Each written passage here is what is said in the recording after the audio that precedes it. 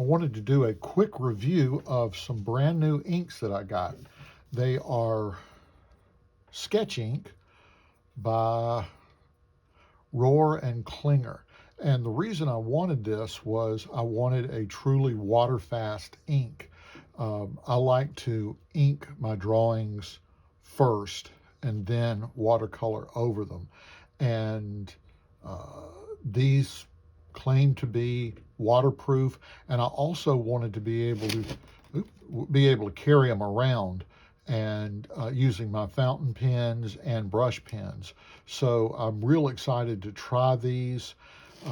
They're supposed to be light fast, and one of the reasons why is that they have micropigments in them which make them more light fast than just a strictly dye-based ink. Now, I bought 5 different colors I wanted to try. The first one is Lily, and it's a sort of a sepia tone. Julie, which is a red. Lottie, black. Marlene is blue.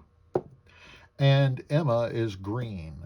So let's open these up. Oh, before I do, I wanted to tell you they are 50 milliliters, and it was just a lot more ink than I thought, which is good. I was afraid that there really wouldn't be that much, but in reality, it's actually a really big bottle.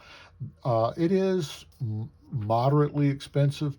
These cost $13 a piece, whereas you can get, this is worn. I've been using this same bottle for a long time. I just refill it. This is Higgins Black Magic, which is supposed to be waterproof, and not to beat up on Higgins, but it's just been my experience it's not. Edges get fuzzy, lines get fuzzy and feathery if you watercolor over them, and so I just have been looking for something else. But Higgins Black Magic will be $350, something like that, for 1 ounce. I'll have to do the conversion in a minute, but 50 milliliters. Let's stop and see how much 50 milliliters is. Okay, I just looked this up online, and according to the conversion table that I looked at, 50 milliliters is 1.75 fluid ounces. So it's 1 3/4 fluid ounces. And my goodness, I guess that's about right, but I don't know. I mean, this seems like a lot more than 1.75 as opposed to 1. So this seems more like 2.5 times more ink. At any rate, and let's open it up real quick. And they've filled it up almost. Let me turn this over a little bit to this bottom of the glass here. So actually just above this line that I'm pointing to right here. So it's really generous and full. Okay, start with Lily. Wow, it's very dark, very rich. While I'm doing this, then I'll take some water and lighten it up. It's real beautiful, beautiful sepia toned color. I like that.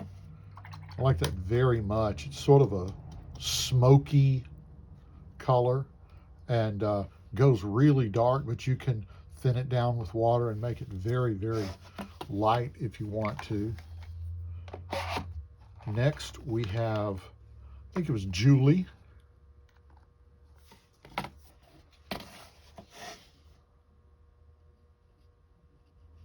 Wow, again, very dark, very rich. Julie is a red, but it's sort of a, goodness, a burgundy-ish red, maybe.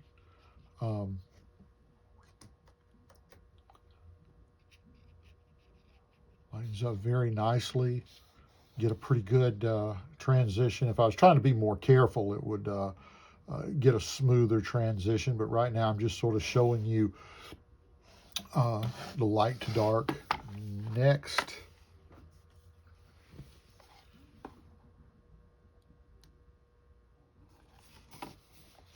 Next is Lottie. Lottie is their black. Wow, look at that. I mean, really dark. That is a beautiful, dark, rich black. Um, and it tends to be warm. And I'm wondering, I'll see. I only bought 5 colors. They've got, I think, more, kind of double that. Um, all their colors are tending toward warm, which it's neither good nor bad. It's just, it is what it is.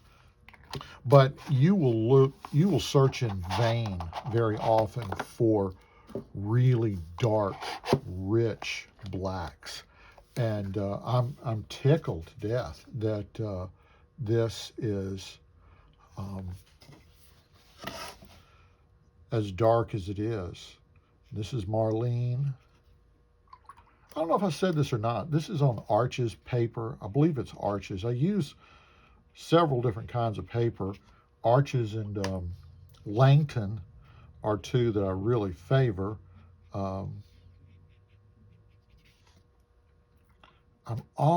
This paper feels a little rough, so I'm almost wondering if it's not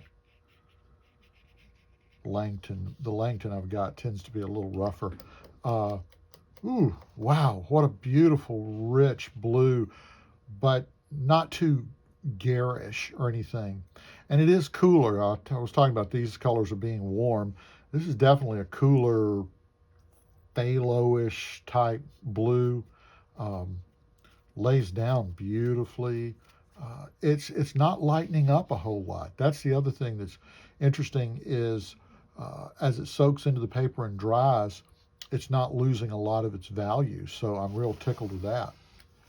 And then the last thing is Emma. And Emma is green, and I believe, see there again, just straight out of the bottle. It's really rich and dark. Emma is again, it's a warm, mossy green. You can get good transition, but this stuff soaks in and dries pretty quick. So, you can see right there that I took a little bit of time in here. So if you want it to not have any of these sort of harder edges, you want to get your transition done pretty quick. Beautiful, beautiful colors. I just love all of these. They're very kind of calm and sedate. Okay, now time for the acid test. Let's take some yellow, some blue. I want to use some colors where you can see whether stuff is coming up. Now, I'm being admittedly gentle. I'm not trying to abuse the colors right now. I'm just doing washes just to see how that works. I'm not seeing anything bleeding or anything like that. Everything is staying nice and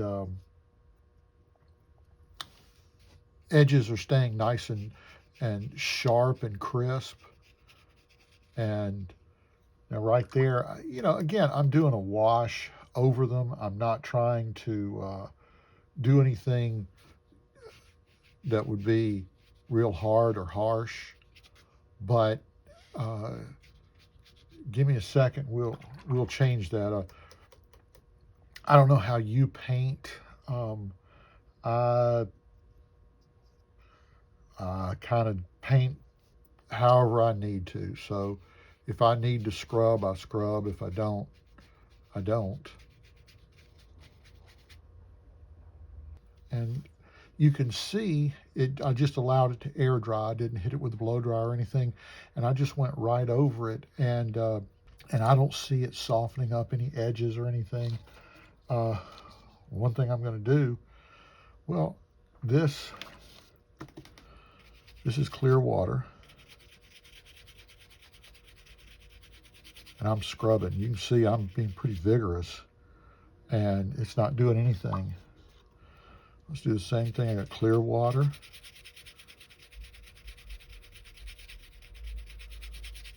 No, it's not taking up.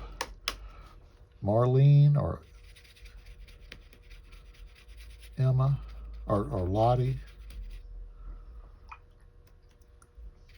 Now, I will tell you, I did this also with Canson Montval, and it came right up.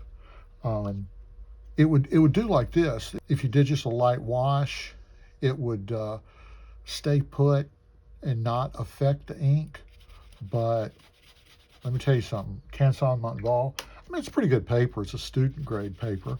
I use it quite a bit for certain things, but I will tell you, it does not soak in and bind to the paper. So when I was scrubbing like this, the ink just came right up. So yes, this is permanent and unaffected for the most part by washes, but you gotta know which paper you're using. And if you come in and you use a paper like Canson, where the ink is just resting on top of the paper instead of soaking in, then it will come back up. But oh my goodness, what a great ink that this is turning out to be. And here right at the end, I did want you to see the ink being used in an actual painting. This is a painting I did for a title page for one of my latest children's books that will hopefully soon be available on my website. And you can see that I'm just doing fairly light washes. It's on Canson Montval paper, so I do have to be cognizant of that the ink doesn't soak in as much as it does on something like Arches or Langton. That's not a fault of the ink.